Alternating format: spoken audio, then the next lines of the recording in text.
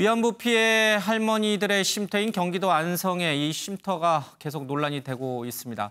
당초 이 정의기억연대에서는 이 쉼터를 왜 안성에 구했느냐라는 질문에 서울 마포 쪽에는 너무나 집값이 비싸서 어쩔 수 없이 경기도 안성에 갔다라고 밝혔습니다. 그런데 여러 언론이 확인을 한 바에 따르면은 당시 이 마포 주변에서도 10억 원 이내에서 충분히 그런 집을 살 수 있었고 또 그 옆에는 한 교회가 제공한 쉼터가 또 따로 있었다라는 주장까지 나오고 있습니다. 논란이 계속 확산되고 있는데 이 마포 현장에 유호정 기자가 나가 있습니다. 연결하겠습니다. 지금 유호정 기자가 서 있는 그 마포의 집은 어떤 집인가요? 네, 제 뒤로 보이시는 이 단독주택이 8년 전부터 위안부 피해자 할머니들이 쉼터로 지내던 곳인데요. 지하 1층, 지상 2층짜리 이 단독주택의 명의는 명성교회로 되어 있습니다. 이 정의연 측이 위안부 피해자 할머니들이 지낼 곳이 마땅치 않다라는 요청을 이 명성교회에 했고, 명성교회 측이 당시에 이 건물을 약 15억 원가량에 사서 정의연 측에 제공을 한 겁니다.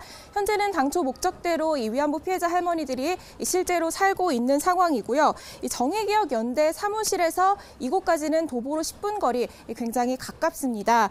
그런데다가 좀 논란이 되고 있는 부분은 이 부분인데요. 앞서 정의연이 왜 서울에 마련하기로 한 쉼터를 서울 마포구가 아닌 안성에 지었냐, 이 부분이었잖아요. 이에 대해서 이 지원받은 기부금 10억 원으로는 마포에 집을 사고 싶었지만 그럴 수 없었다, 마땅한 것을 찾지 못했다라고 해명을 했는데요. 그런데 그 비슷한 시기에 할머니들을 위해서 이 쉼터가 추가로 지원됐었다라는 사실에 대한 설명은 전혀 없던 상황입니다. 예, 뭐 따져봐야 될 그런 대목들이 좀 여러 개가 좀 있는 것 같습니다. 방금 제 유호정 기자가 언급했던 명성교회가 제공한 그 집은 언제 이 정의연 쪽으로 넘어간 건가요? 네, 정의연 쪽으로 넘어갔기보다는 지금 명성교회가 소유를 하고 있고요. 정의연에 어떻게 보면 제공을 하고 있는 상황인데요. 이 명성교회가 이 주택을, 정의연의 요청으로 이 주택을 산 건 지난 2012년 3월입니다.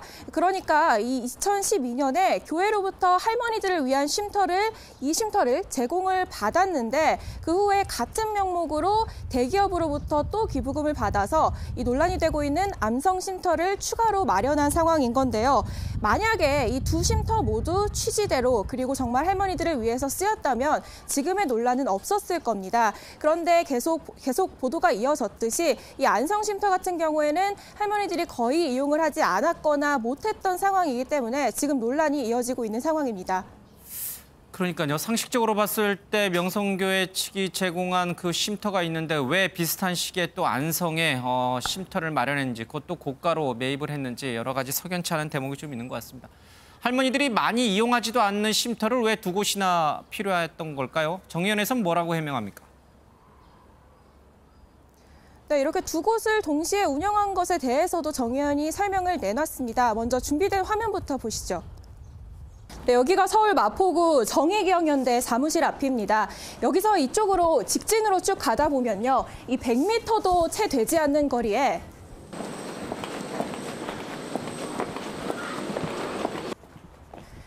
이렇게 전쟁과 여성인권 박물관이 위치해 있습니다. 그리고 보시는 것처럼 박물관 한쪽 벽에는 이 위안부 피해자 할머니들을 잊지 않겠다, 일본의 사죄를 꼭 받아야 한다라는 시민들의 나비 메시지도 걸려 있습니다. 사실 정의기억연대도 현대중공업도 이 할머니들의 쉼터를 이곳 박물관 근처 마포구 일대에 지으려고 했습니다. 당시 사업이 어떻게 시작됐는지 윤미향 당선인의 얘기를 직접 들어보시죠. 2012년 수요 집회 때 현대중공업 정몽준 회장님이 당시 한나라당 의원들과 함께 수요시에 나오셨어요. 예.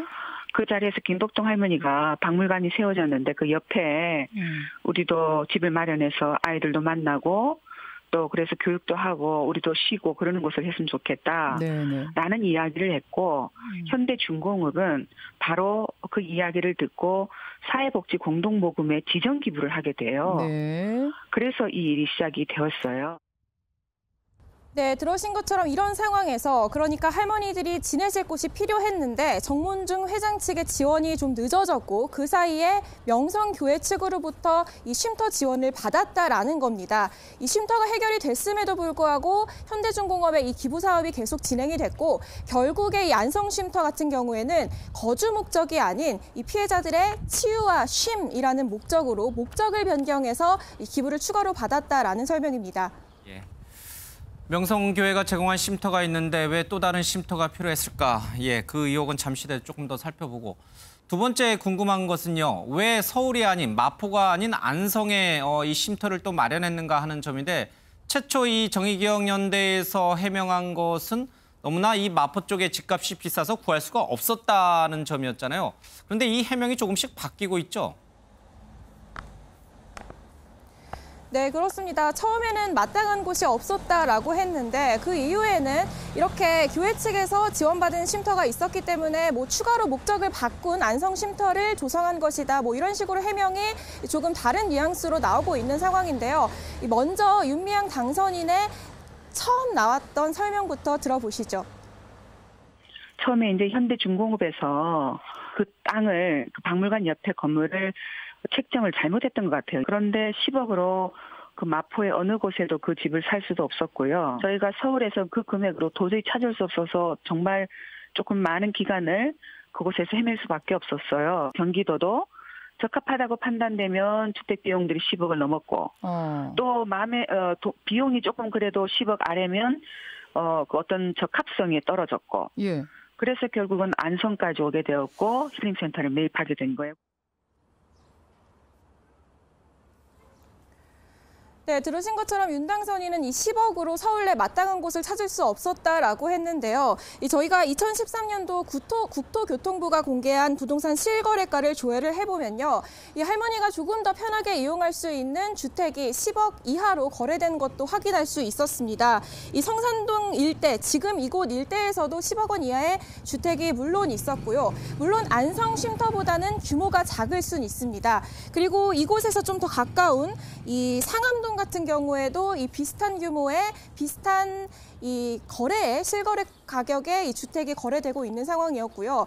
그리고 또 하나 이 서울이 아니더라도 좀 수도권으로 벗어난다 하더라도 안성보다는 접근성이 좋은 그리고 조건도 괜찮은 주택들이 충분히 많다라는 지적이 이어지고 있는 상황입니다. 그리고 또 하나 문제가 되는 게 윤 당선인이 당시에 공동모금회가 안성도 그러니까 경기 지역도 괜찮다라고 먼저 제안을 한 것 같은 취지의 이제 해명을 했는데요.